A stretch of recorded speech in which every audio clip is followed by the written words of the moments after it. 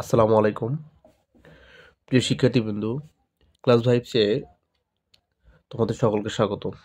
আজকে আমি কজেটিভ ভার্বের দ্বিতীয় ক্লাস নিয়ে তোমাদের সামনে উপস্থিত হয়েছি। কজেটিভ ভার্বটা কি এটা যারা জানো না তাদেরকে বলবো যে আমাদের যে প্রথম ক্লাসটা আছে এই কজেটিভ ভার্ব প্রথম ক্লাসটা একটু দেখে নাও, তাহলে কজেটিভ ভার্বটা কি, কাকে বলে, এটা নিয়ে কনফিউশনটা দূর হয়ে যাবে। আচ্ছা, আমরা প্রথম ক্লাসে পজিটিভ ভার্বের 5টা ভার্ব নিয়ে আমরা জানছিলাম। সেটা হচ্ছে make, let, help, get, have. এই 5টা ভার্বের আমরা অলরেডি মেক নিয়ে আলোচনা করেছি। আজকে আমরা কথা বলবো হচ্ছে গেট নিয়ে আমরা আজকে কথা বলবো। অর্থাৎ গেট ভার্ব নিয়ে সবাই আমরা পরিচিত, কিন্তু গেটটা কিভাবে ব্যবহার করতে হয় পজিটিভ হিসেবে এটা আমরা কেউ জানি না। আজকে আমরা এই গেটের ব্যবহার এবং গেটটা কিভাবে বাক্যে ব্যবহৃত হয় এটা আমরা আলোচনা করব। তো দেখো, গেটটা হচ্ছে বাক্যে যখন কম জোর প্রদান করা হয়, অর্থাৎ বাইকে কম জোর প্রয়োগ করার ক্ষেত্রে আমাদের গেট ব্যবহার করা হয়। কিন্তু আমরা পূর্বের আলোচনায় দেখেছিলাম যে মেকটা বেশি জোর প্রদান করার ক্ষেত্রে, যে বাক্যে বেশি জোর প্রদান করা হয় তখন মেকটা ব্যবহার করা হয়। কিন্তু এখানে গেটটা হচ্ছে কম জোর করার ক্ষেত্রে গেট ব্যবহার করা হয়। আচ্ছা, গেটটা স্ট্রাকচারটা কেমন হবে? প্রথমে বসবে হচ্ছে সাবজেক্ট, তারপরে একটা গেট থাকবে। যদি ব্যক্তিবাচক অবজেক্ট থাকে তাহলে টু প্লাস ভার্ব হবে, অর্থাৎ ইনফিনিটিভ হবে। টু প্লাস ভার্ব অন হবে, টু প্লাস ভার্ব হবে। আবারও বলছি, সাবজেক্ট প্লাস গেটের পর যদি ব্যক্তিবাচক অবজেক্ট থাকে, এটা আমাদের মূল বিষয়। যদি ব্যক্তিবাচক অবজেক্ট থাকে তাহলে ব্যক্তিবাচক অবজেক্ট থাকার কারণে তারপরে টু প্লাস ভার্ব হবে। আর যদি কোনো বিষয় বা বস্তু থাকে, বস্তুবাচক অবজেক্ট থাকে, তাহলে আমাদের ভার্ব থ্রি অর্থাৎ ভার্বের পাস্ট পার্টিসিপল ফর্ম ব্যবহার করতে হবে। তাহলে তোমাকে ব্যক্তি এবং বস্তু এই দুইটা জিনিস তোমাকে ইন্ডিকেট করতে হবে। ইন্ডিকেট করার পরে তারপরে ভার্বটা তোমাকে বসাতে হবে। তাহলে দেখো, এখানে আমি দুইটা উদাহরণ লিখেছি। সেটা হচ্ছে যে let's get Rana perform properly. তারপরে বাক্যটা লিখেছি I get my cloth wash by someone. আচ্ছা, দুইটা বাক্য একটু খেয়াল করো। প্রথম বাক্যটা হচ্ছে let's get Rana to perform properly, অর্থাৎ চলো রানাকে দ্বারা আহ, সঠিকভাবে কাজটা করাই, রানাকে দ্বারা সঠিকভাবে কাজটা করাই। আচ্ছা, এখানে কিন্তু রানাকে জোর করা হচ্ছে না, মানে রানাকে আমরা কাজ করে নিব, সচরাচর কাজ করে নিব। এটা হচ্ছে আমাদের এই যে সংজ্ঞায় দেখেছিলাম যে জোর প্রয়োগ না করার ক্ষেত্রে গেট ব্যবহার করব। Let's get Rana perform properly, রানাকে দিয়ে আমরা সঠিক কাজটা করিয়ে নিই। আচ্ছা, এটা রানাকে সচরাচর আমরা করে নিব, এটা যাই হোক। তাহলে এই যে রানা, রানা কিন্তু একটা ব্যক্তি, ব্যক্তিবাচক একটা অবজেক্ট, অর্থাৎ গেটের পরে যে অবজেক্টটা আছে সেটা ব্যক্তি। আবার এইখানে খেয়াল করো, গেট, গেটের পরে মাই ক্লথ, মাই ক্লথ একটা বস্তুবাচক বিষয়, অর্থাৎ কাপড়, কাপড় কিন্তু একটা বস্তু। তাহলে আমরা এখানে ব্যক্তিকে ইন্ডিকেট করেছি এবং বস্তুকে ইন্ডিকেট করেছি। আমাদের জানা আছে যে আমরা টাক্সারে দেখেছি যে যদি গেটের পরে ব্যক্তিবাচক অবজেক্ট থাকে, গেটের পরে ব্যক্তিবাচক অবজেক্ট থাকে তাহলে কি হবে, টু প্লাস ভার্ব হবে। অর্থাৎ আমাদের এরকম থাকবে, প্যারাগ্রাফ দেওয়া থাকবে, আমাদের নিচে অ্যান্সারতে কি লিখতে হবে, অ্যান্সার অথবা আহ, মানে যদি এমসিকিউ আকারে থাকে তাহলে আমাদের সঠিক ফর্মটা বসাতে হবে টু পারফর্ম, এপো আর এ পারফর্ম। এটা আমাদের কিন্তু রাইট ফর্ম ভার্বে আমাদের ব্যবহৃত হতে পারে।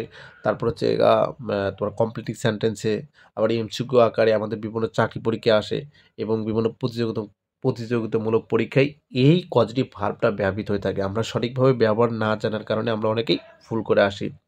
আমি আশা করি যে আমাদের এই পজিটিভ ভার্বের যে কয়েকটা ক্লাস হবে, কয়েকটা ক্লাস যদি পুরোপুরি তুমি করতে পারো এবং প্র্যাকটিস করো, আশা করি পজিটিভ ভার্ব নিয়ে যে কোনো প্রশ্ন, যে কোনো প্রতিযোগিতামূলক প্রশ্ন আসুক তুমি সহজেই এটা সলভ করতে পারবে।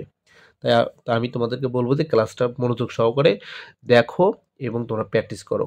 আর একটা কথা বলিনি, তোমরা অবশ্যই আমাদের ভিডিওটা অবশ্যই শেয়ার করবে এরকম মজার মজার ভিডিও ফ্রিভাবে দেখার জন্য। আচ্ছা, তারপর দেখো তাহলে বস্তুবাচক, গেটের পরে বস্তুবাচক অবজেক্ট আছে। আমরা জানি বস্তুবাচক অবজেক্ট দুটি থাকে, তাহলে আমাদের ভার্বের কি হবে, ভার্ব থ্রি হবে, অর্থাৎ ভার্বের পাস্ট পার্সন হবে। তাহলে অ্যান্সারে আমাদের কি লিখতে হবে, ওয়াশের হচ্ছে পাস্ট পার্সন হচ্ছে ওয়াশ, WASHED, ওয়াস্ট। আশা করি আমাদের গেটের ব্যবহারটা আমরা বুঝতে পেরেছি, এবং গেটটা কিভাবে ব্যবহার করতে হবে এটা আমাদের আহ, এটা নিয়ে আর কোনো কনফিউশন থাকবে না।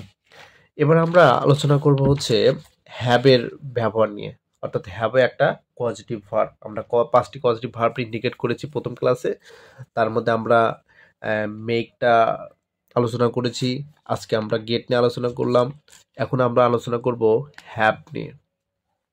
তো দেখো তো দেখো হ্যাবের ব্যবহারটা কিভাবে করতে হয়।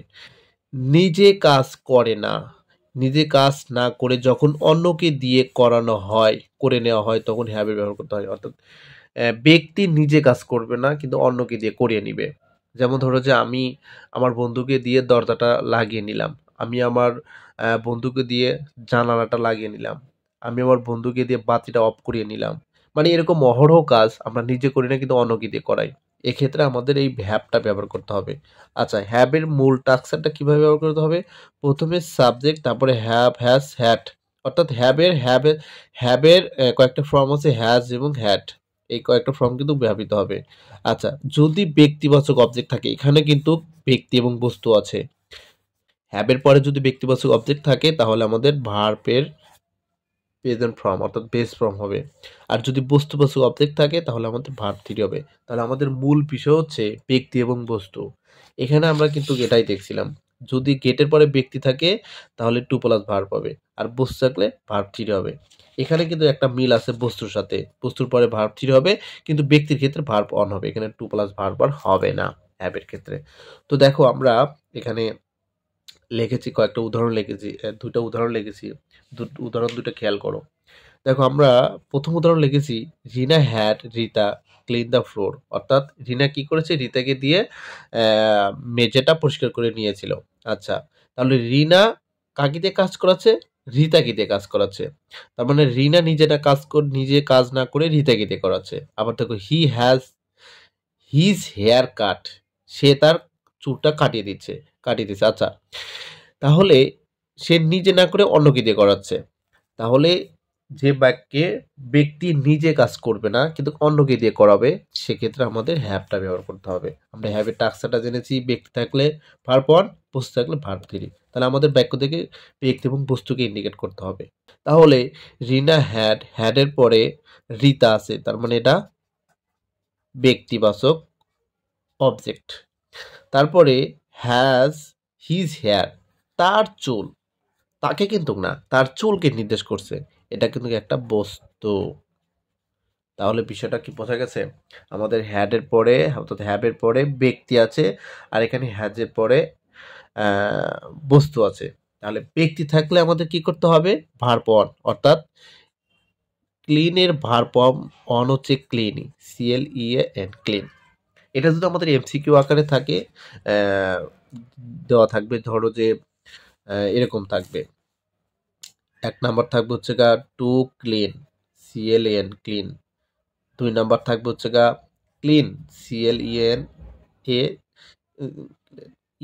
ক্লিনড। তারপরে হচ্ছে থাকবে হচ্ছে ধরো যে শুধু ক্লিন, CLEAN, ক্লিন। আবার থাকতে পারে হচ্ছে মানে এরকম অনেক কিছু থাকতে পারে, যাই হোক। তাহলে আমাদের ব্যক্তি থাকলে আমাদের কি করতে হবে, ভার্ব অন হতে হবে, তার মানে আমাদের 3 নাম্বারটাই কারেকশন করতে হবে। আচ্ছা, তারপরে যদি বস্তু থাকে তাহলে আমাদের কি করতে হয়, ভার্ব থ্রি হয়। অর্থাৎ কাটের ভার্ব থ্রি, অর্থাৎ ভার্বের পাস্ট পার্টিসিপল ফর্ম হচ্ছে কাটই, অর্থাৎ কাট কাট কাট। এ হচ্ছে আমাদের আজকের বিষয়।